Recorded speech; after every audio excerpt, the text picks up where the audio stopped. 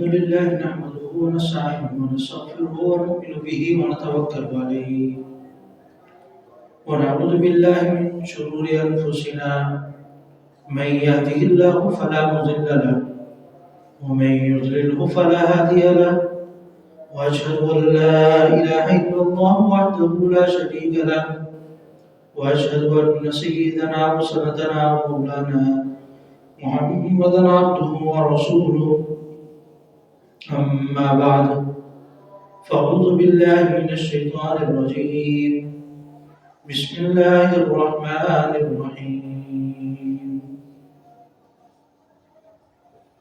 يا أيها الذين آمنوا اتقوا الله حق تقاته ولا تموتن إلا وأنتم مسلمون صدق الله العظيم.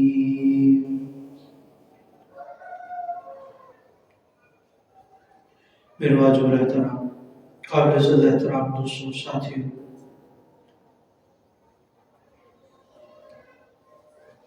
اللہ رب العزت نے اس دنیا میں مختلف مراتب، مختلف کیٹیگری یا مختلف درجات ہر شخص کے اعتبار سے رکھے، رشتوں کے اعتبار سے بھی، تجربات کے اعتبار سے بھی، تعلیمی معیار کے اعتبار سے بھی، اور کسی عہدے یا کسی ڈیزینیشن کے اعتبار سے بھی مختلف قسم کے درجات ہیں۔ ہر ایک شخص کی ایک الگ نوعیت، ایک الگ حیثیت ہوتی ہے۔ البتہ کچھ عہدے اور کچھ مراتب ایسے ہیں کہ اگر ان عہدوں اور ان مراتب کے اندر کچھ اضافی چیزیں شامل ہو جائیں تو اس عہدے میں اللہ رب العزت برکت بھی ڈالتے ہیں اور محبت بھی ڈالتے ہیں، اور آنے والے دنوں میں اس کے ساتھ لوگ کھڑے بھی ہوتے ہیں۔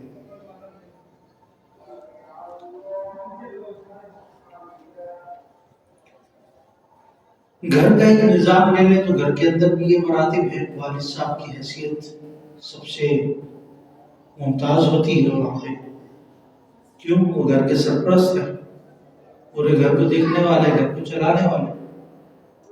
اس کے بعد گھر کی والدہ،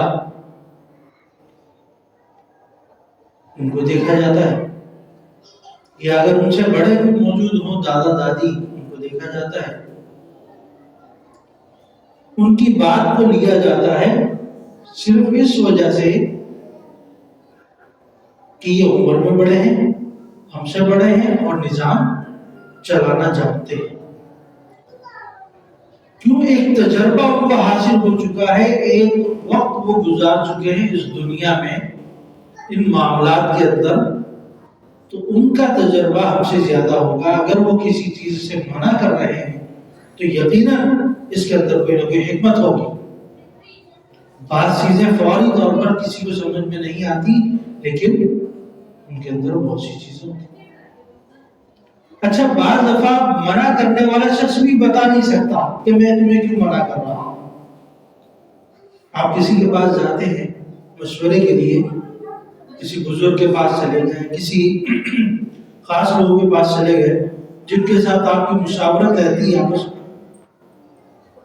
بعض مرتبہ وہ کسی کام کے کرنے سے آپ کو روک دیتے۔ آپ اگر ان سے وجہ پوچھیں کہ کیا وجہ ہے، کیوں منع کیا جا رہا ہے، تو شاید وہ وجہ نہ بتا سکے، یا جو اس وقت ان کے ذہن میں کچھ باتیں آ رہی ہوں اس کے مطابق وہ بات کرتے کہ یہ وجوہات ہیں، لیکن مجھے معلوم نہیں ہے کہ تمہارے ساتھ کیا ہو سکتا ہے، یہ تو معلوم نہیں ہے، یہ تو قبل از وقت ہے۔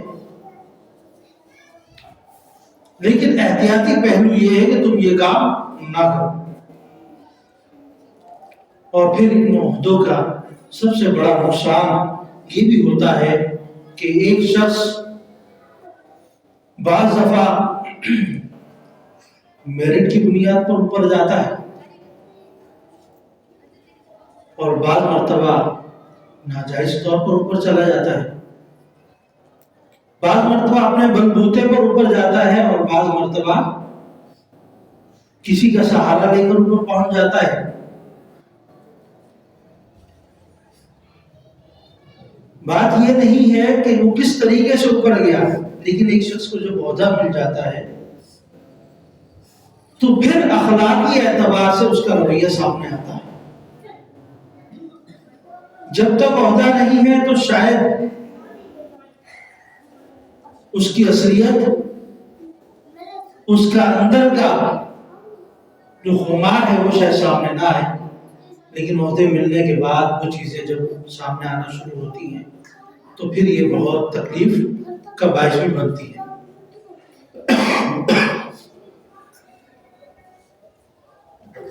گورنمنٹ کے اداروں میں جاتے ہوئے ہر بندہ کیوں ڈرتا ہے؟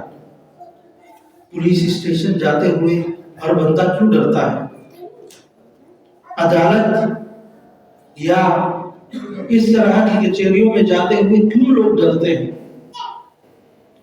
کہ وہاں پر جو عہدوں پر لوگ بیٹھے ہوئے ہیں وہ ہمارے حق میں شاید بات نہ کریں، ہمارے خلاف بات کریں، ہمیں ان سے امید نہیں ہے کہ میں یہاں جاتا ہوں تو میرے حق میں فیصلہ کیا جائے گا، ان کو امید نہیں ہے، اس وجہ سے لوگ ڈرتے ہیں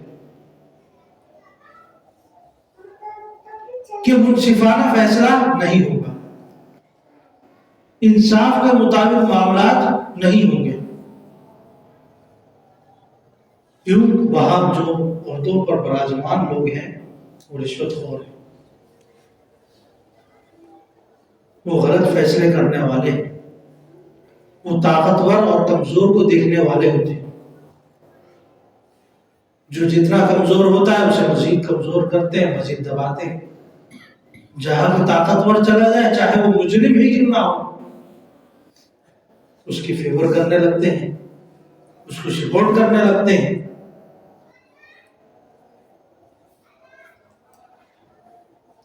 تو شخصیت جو ہے انسان کے اندر یہ اعلیٰ اخلاق سے آتی ہے۔ آپ کی شخصیت عہدوں کی محتاج نہیں ہے، عہدہ تو آپ کو مل سکتا ہے کسی ناجائز طریقے سے یا جائز طریقے سے بھی مل گیا، لیکن آپ کی شخصیت کیسے سنورے گی؟ جب آپ اعلیٰ اخلاق اور منصف مزاج ہو کر اپنے کام کو انجام دیں۔ اگر اس کے اندر کوئی کمی آ گئی تو پھر یہی لوگ آپ کے خلاف ہو جائیں گے جن کے لیے آپ کام کر رہے ہیں، اور یقیناً ہونا بھی چاہیے۔ بعض دفعہ ہمارے دفاتر میں کام کرنے والے لوگ یا کسی بھی جگہ پہ فیکٹریوں میں چلے جائیں، کسی دفاتر میں چلے جائیں جہاں ماتحت لوگ ہوتے ہیں، ان کے ساتھ ناجائز کام ہو رہے ہوتے ہیں۔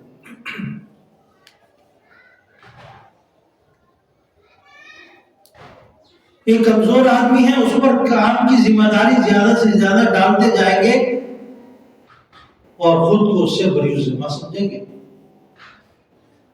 حالانکہ جس طریقے سے اس عہدے والے کو سیلری یا تنخواہ دی جا رہی ہے اسی طریقے سے اس کو بھی دی جا رہی ہے، جس طرح اس کی ذمہ داری ہے اس طرح اس کی بھی ذمہ داری ہے، لیکن یہ اپنے عہدے کی وجہ سے دوسرے پر زیادہ ظلم کرتا ہے اور اپنے آپ کو اس سے بری سمجھتا ہے۔ پھر کیا ہوتا ہے کہ اسی کی ٹیم اس سے دور ہونا شروع ہو جاتی ہے، اسی کے لوگ اس سے دور ہونا شروع ہو جاتے ہیں۔ اس کی کرسی، یہ عہدہ، یہ منصب ایک نہ ایک دن ختم ہو جائے گی، یہ دولت ایک دن ختم ہو جائے گی، یہ رشتے ایک دن ختم ہو جائیں گے، لیکن آپ کا اعلیٰ اخلاق، آپ کا کیا ہوا انصاف، آپ کی طرف سے جو دوسرے لوگوں تک آپ کا عدل اور آپ کا اخلاق پہنچا ہے وہ چیز ختم نہیں ہوگی، لوگ ہزاروں سال بعد بھی آپ کو یاد رکھیں گے۔ نبی اکرم صلی اللہ علیہ وسلم، صحابہ کرام اور بزرگان دین کو لوگ یاد رکھتے نہیں، ان کے قصے سناتے ہیں، ان کی کہانیاں سناتے ہیں، ان کا وقت گزرا ہوا سنایا جاتا ہے، ان کے واقعات سنائے جاتے ہیں کہ ان سے عبرت حاصل کرو۔ یہ وہ لوگ تھے جنہوں نے تکلیفیں اٹھا کر بھی صبر کو نہیں چھوڑا، مختلف آزمائشوں کے بعد بھی اپنے سامنے والے کے لیے دعا کرتے تھے، کسی کے ساتھ ناجائز نہیں کیا۔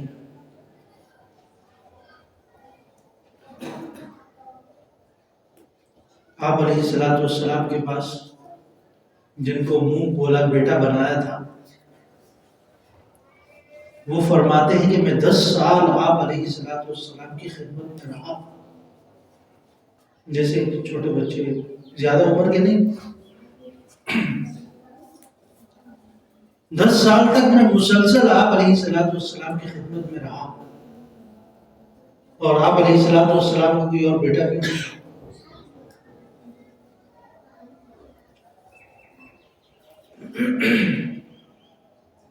فرماتے ہیں کبھی آپ علیہ السلام نے مجھ سے یہ نہیں کہا کہ یہ کام کیوں کیا اور یہ کام کیوں نہیں کیا،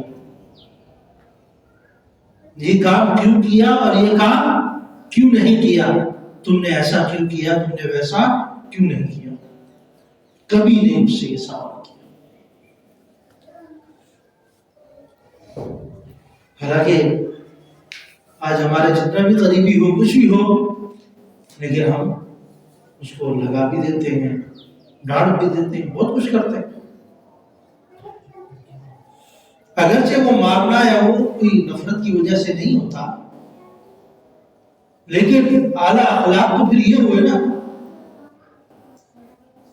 کہ 10 سال کا ایک عرصہ اور اس میں کبھی مجھ سے یہ سوال نہیں کیا گیا۔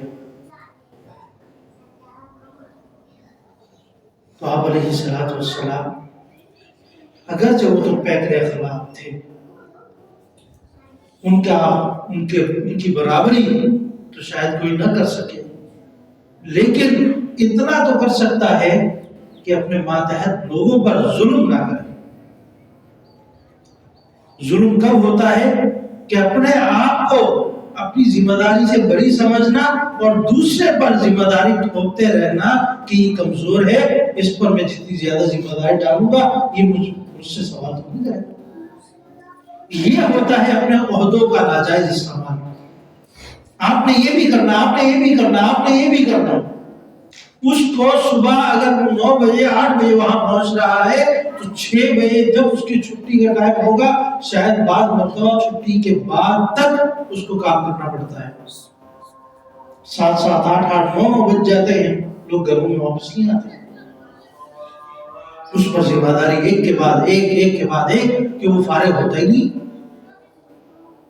اور وہ ڈرتا ہے کہ میں اگر یہاں سے چلا گیا میرا ٹائم تو پورا ہو گیا، لیکن یہاں سے چلا گیا تو صبح کیا جواب دوں؟ کیوں؟ وہ تو فوراً ٹرمینیشن کا آپ کو لیٹر دے دیں گے، آپ کچھ نہیں کر سکتے۔ یہ مجبور ہے اپنے بیوی بچوں کی وجہ سے، اور وہ دوسرا عہدے پر بیٹھ کر اس پر ظلم کرتے جا رہے ہیں۔ یہ ہمارے اس پاکستانی معاشرے کے اندر بہت زیادہ۔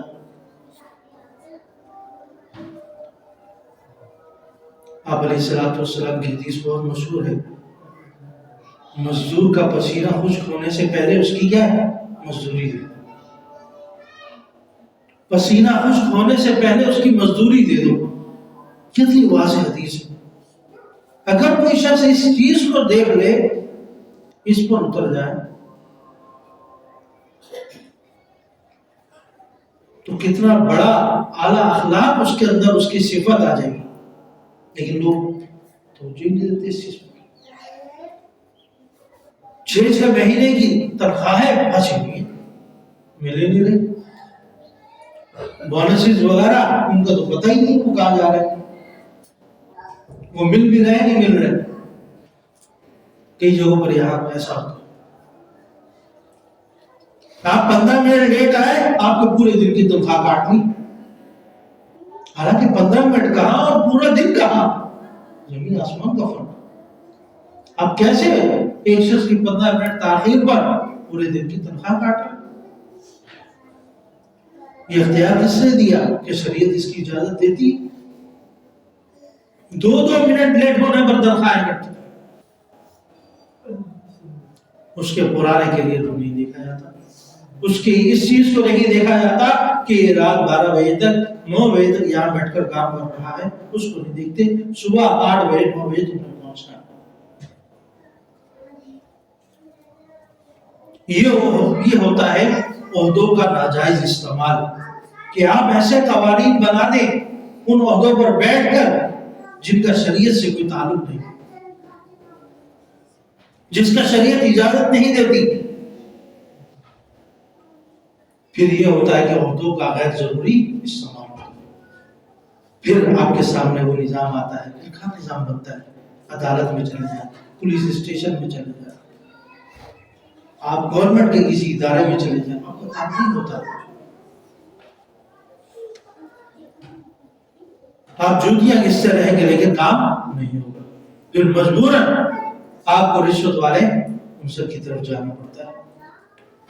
اور بعض مواقع میں آج کئی علماء نے بھی اس کی اجازت دی، مجبور ہو گئے، اجازت دینی پڑتی ہے کہ بھئی آپ اگر کوئی کام کروانا چاہتے ہیں تو آپ کو رشوت دینی ہوگی، تو دیں، وہاں پر ضرورت ہے وہاں دینی پڑے گی.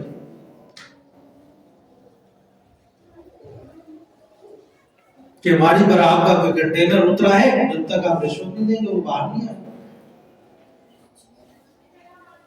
آپ نے کوئی شناختی کارڈ بنانا ہے، کوئی کچھ بنانا ہے، اگر آپ صحیح طریقے سے بنانا چاہیں تو شاید اس میں تاخیر ہو جائے،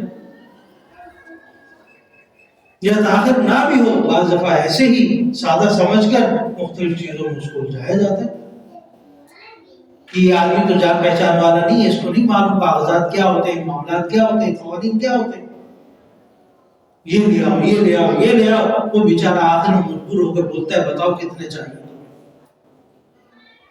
کیا کرے گا؟ اس کی سیوا کوئی راستہ نہیں اس کے پاس. تو قیامت کے دن اللہ رب العزت اس شخص کو پکڑے گے جس نے اپنے عہدے پر بیٹھ کر اس طرح ناجائز رشوت لیتا رہا اور ناجائز فیصلے کرتا رہا، ناجائز قوانین بناتا رہا. تو جس سطح پر بھی کوئی بھی عہدہ ملتا ہے تو سب سے پہلے اپنے کو دیکھ لے کہ اللہ رب العزت نے اگر مجھے اس عہدے پر براجمان کر دیا ہے تو میری ذمہ داری کیا کیا ہے شریعت کی روح سے. ایسا نہ ہو کہ آج میں اپنے چند پیسوں کے لیے دوسرے کے ساتھ ناجائز کر بیٹھوں. اللہ تعالیٰ آپ کی توفیق عطا فرمائے. ہر شخص کسی نہ کسی عہدے پر موجود ہے، چاہے اس کے پاس کچھ بھی نہیں ہے پھر بھی اس کے پاس ایک عہدہ ضرور ہوتا ہے. گھر میں ہے تو سرپرستی کا عہدہ ہے، دکان میں ہے تو ایک مالک ہونے کی حیثیت سے، کسی فیکٹری میں ہے تو فیکٹری کا مالک ہے، کسی دفتر میں ہے مینیجر ہونے کی حیثیت سے. تو ہر شخص کسی نہ کسی عہدے میں لازمی ہوتا ہے. اللہ تعالیٰ عمل کی توفیق عطا فرمائے.